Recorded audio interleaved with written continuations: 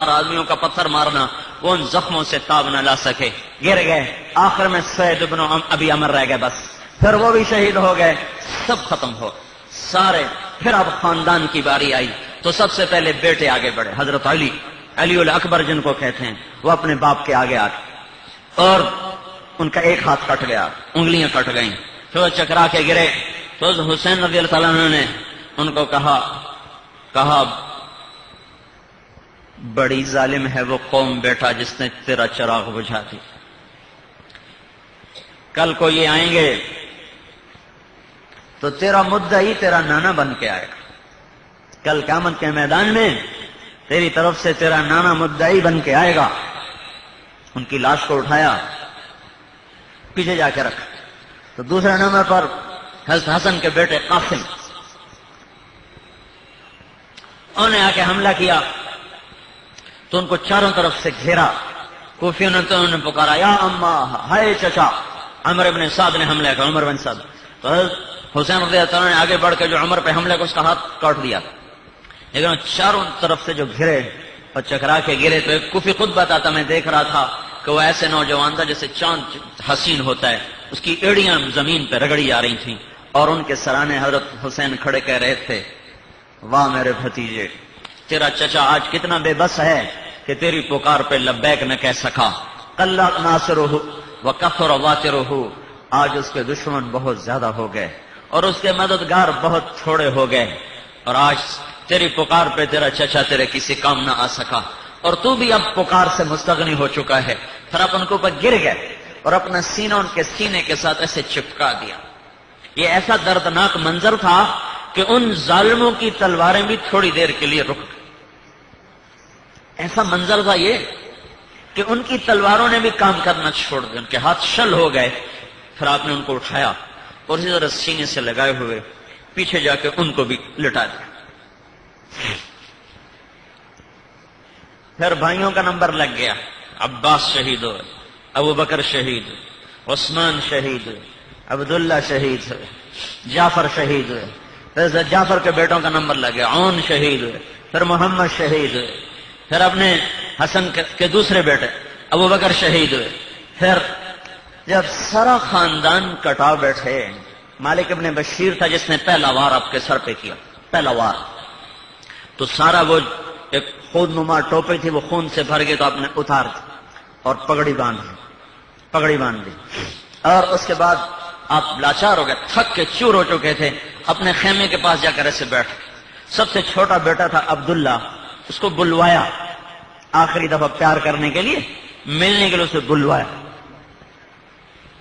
تو چھوٹا دودھ پیتا تھا بھی، عبداللہ دودھ پیتا تھا، تو اس کو گود میں لے کر پیار کر رہے تھے کہ ایک سنسناتا ہوا تیر آیا حرملہ بن کامل کا، اور حضرت عبداللہ کے گلے کے پار ہو گیا، تو انہوں نے خون لے لیا اپنے بیٹے کا، اپنے چلو میں اپنے دونوں ہاتھ سے خون سے بھر لیے اور ایسے آسمان کی طرف بلند کر دے، اے مولا ہم اس طرح بھی تجھ پہ راضی، اگر تو نے مدد کو اپنی روک لیا ہے، تو نے اپنی مدد کو روک لیا ہے، ہم تجھ سے راضی ہیں، لیکن ان سے تو خود نمٹنا، پھر ان سے تو خود انتقام لینا۔ اور اس معصوم تڑپتے لاشے کو پھر اپنے بھائیوں کے ساتھ لٹا دیا۔ اس میں ایک اور چھوٹا سا معصوم بچہ گھبرا کے باہر نکلا، چل رہا تھا لڑکھڑاتا ہوا، تو ایک شخص نے آگے بڑھ کے حملہ کرنا چاہا، دوسرے نے روکا، اور اس بچے کو مار کے کیا کرو گے؟ کہنے مجھے ہانی اس کا نام تھا، حملہ ہانی بنو کثیب، اس نے آگے بڑھ اس معصوم بچے کو بھی لٹایا اور ایسے ذبح کر دیا۔ اور نہ اگر یہ دنیا جزا سزا کی جگہ ہوتی تو زمین پھٹ جاتی، آسمان ٹوٹ جاتا، بجلیاں کوند جاتی،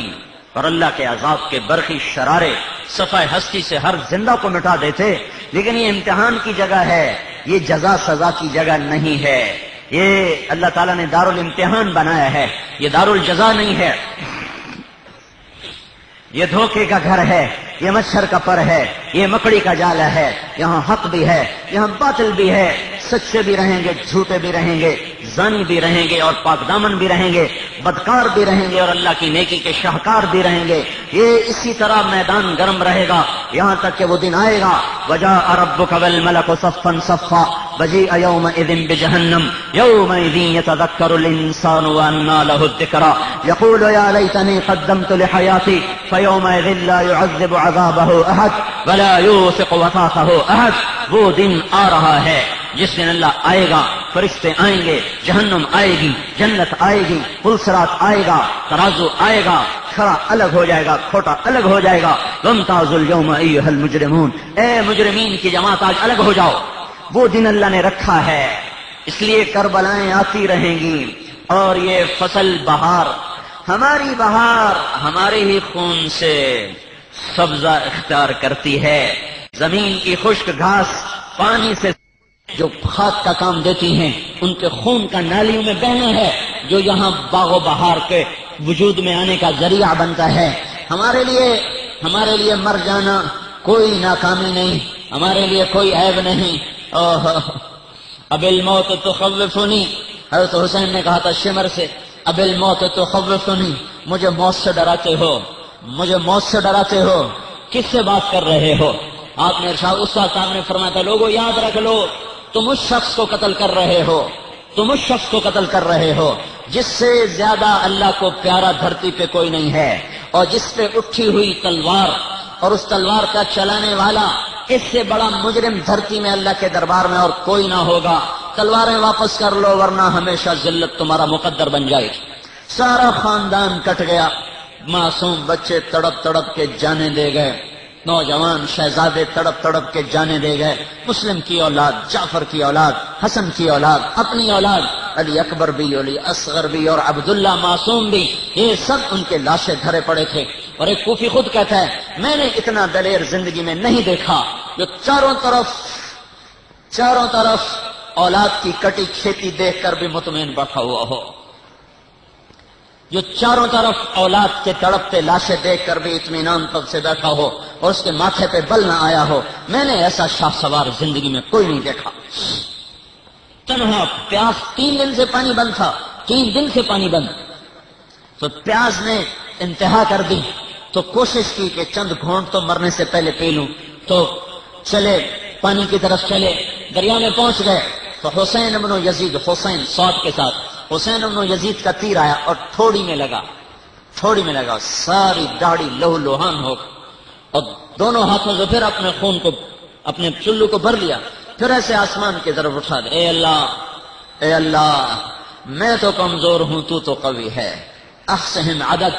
اقتلہم بدد لا تترک منہم احد، ان میں سے کسی کو زندہ نہ چھوڑنا میرے مولا، ان کو گن گن کے مارنا، ان سے میرے بدلے تو خود لینا. ابھی آپ کے الفاظ پورے نہیں ہوئے تھے تو حسین ابن یزید پر پیاس چڑھ کے لگا، ہائے پانی، پانی دیا، ہائے پانی، نہ دودھ دیا، ہائے پلاؤ، ٹھنڈا کر کے دیا، ہائے پلاؤ، ٹھنڈا کر کے دیا، پلاتے پلاتے پلاتے یہاں تک اس کے اپنا پیٹ پھٹ گیا اور وہیں تڑپ تڑپ کے مر گیا. اللہ نے حضرت حسین کی شہادت سے پہلے اس کی تیر چلانے والے کی موت آنکھوں کے سامنے دکھا دی کہ غم نہ کر، میں تیرا ساتھی ہوں.